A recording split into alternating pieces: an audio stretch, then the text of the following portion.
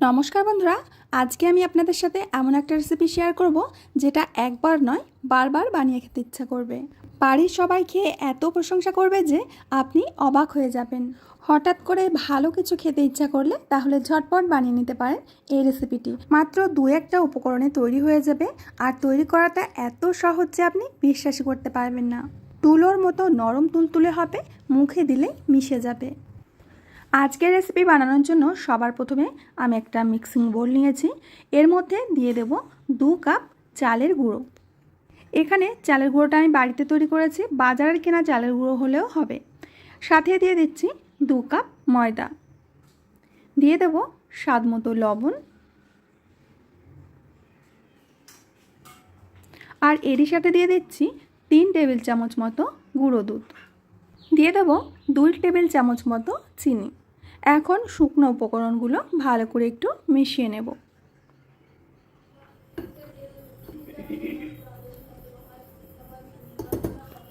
এবার দিয়ে দেব টক দই। যে কাপ মেপে আমি চালের গুঁড়ো আর ময়দা মেপেছি সেই কাপেরই 2 কাপ টক দই দিয়ে দিচ্ছি।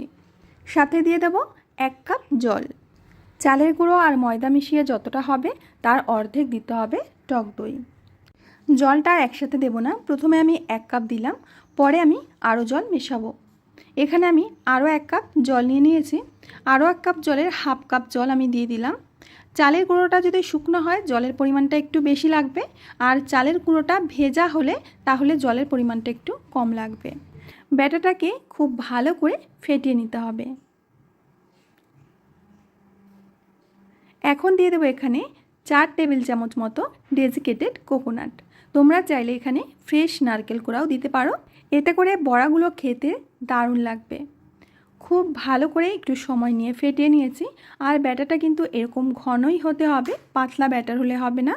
এখন ব্যাটাটাকে কিছুক্ষণের জন্য আমরা রেস্টে রেখে দেব। অন্যদিকে একটা কড়ার মধ্যে দিয়ে দিচ্ছি সামান্য জল। এবার দিয়ে দেবো হাফ লিটার দুধ। আমি এখানে লিকুইড মিল্ক নিয়েছি, তোমরা চাইলে গুঁড়ো দুধ জলে গুলেও ব্যবহার করতে পারো। এবার একটা তেজপাতা ছেড়ে দিয়ে দিচ্ছি, সাথে দিয়ে দেবো 3টি এলাচ, দিয়ে দেবো 3 চামচ মতো চিনি। মিষ্টিটা তোমাদের স্বাদ অনুযায়ী দেবে। এখন দুধটাকে জাল করে নেব।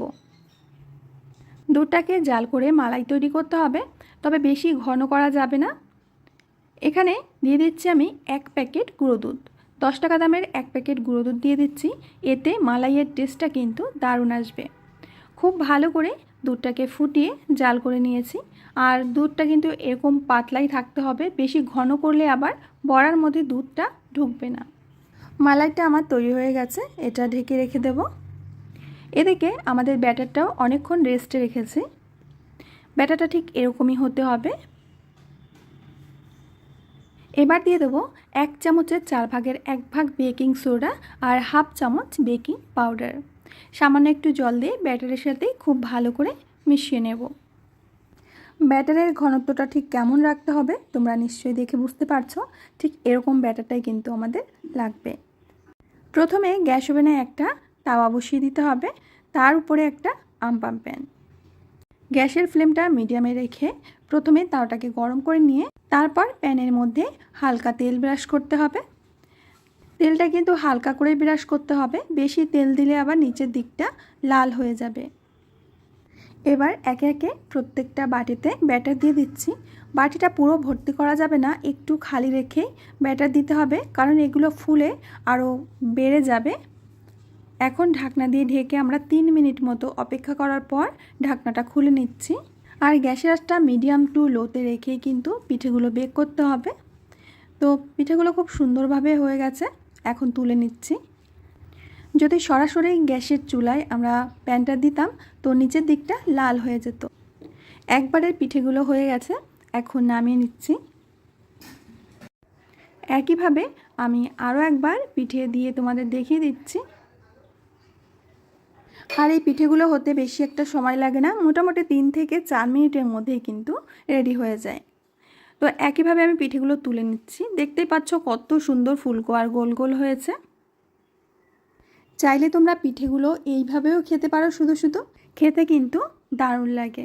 বন্ধুরা, ভিডিও চলতে চলতে আমি একটা রিকোয়েস্ট করছি, রেসিপি দেখে যদি ভালো লাগে প্লিজ লাইক করবে, কমেন্ট করবে, বন্ধুদের সাথে শেয়ার করবে। চ্যানেলটা যদি এখনও না সাবস্ক্রাইব করে থাকো প্লিজ সাবস্ক্রাইব করে আমার পাশেই থাকবে। আর ফেসবুক থেকে দেখে থাকলে অবশ্যই পেজটিকে ফলো করবে। আমি চেষ্টা করব তোমাদেরকে নতুন নতুন রেসিপি উপহার দেওয়ার। সবগুলো পিঠে আমি একসাথে বানিয়ে নিয়েছি। এখন কি করতে হবে, এরকম একটা কাঠি নিয়ে পিঠেগুলো এরকম ফুটো ফুটো করে দিতে হবে, যাতে মালাইটা খুব সুন্দরভাবে পিঠের মধ্যে ঢুকে যায়। তো এইভাবে আমি প্রত্যেকটি পিঠা ফুটো ফুটো করে দিচ্ছি।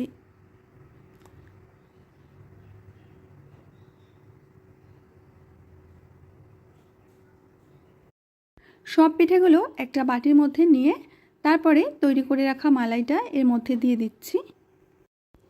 সবটুকু মালাই দেবার পর এইভাবেই আমরা 30 থেকে 40 মিনিট রেখে দেব। আর এরই মধ্যে পিঠেগুলো একেবারে নরম তুলতুলে হয়ে যাবে। তো আমি একটা ঢাকনা দিয়ে ঢেকে রেখে দিচ্ছি। আমি প্রায় 40 মিনিট পর ঢাকনাটা খুলে নিচ্ছি। আর তোমরা দেখতেই পাচ্ছ মালাই বড়াগুলো ফুলে কতটা বড় বড় হয়ে গেছে আর নরম তুলতুলে হয়ে গেছে। একটা বড়া আমি তোমাদের ভেঙেও দেখাবো যে কতটা নরম তুলতুলে হয়েছে। মুখে দিলেই কিন্তু মোমের মতো গলে যাবে, এতটাই নরম তুলতুলে। এটা একবার যাকে খাওয়াবে সে কিন্তু বারবার খাবার রিকোয়েস্ট করবে। তো আমার প্রিয় বন্ধুরা, আশা করছি আজকের মালাই বড়ার রেসিপিটা তোমাদের কাছে অনেক ভালো লেগেছে। ভালো লাগলে অবশ্যই বন্ধুদের সাথে শেয়ার করবে, লাইক করবে, কমেন্ট করবে। আমি আজ এখানেই বিদায় নেব, আবার আসবো নতুন রেসিপি নিয়ে। ততক্ষণের জন্য সবাই ভালো থেকো, সুস্থ থেকো, সকলকে সুস্থ রেখো।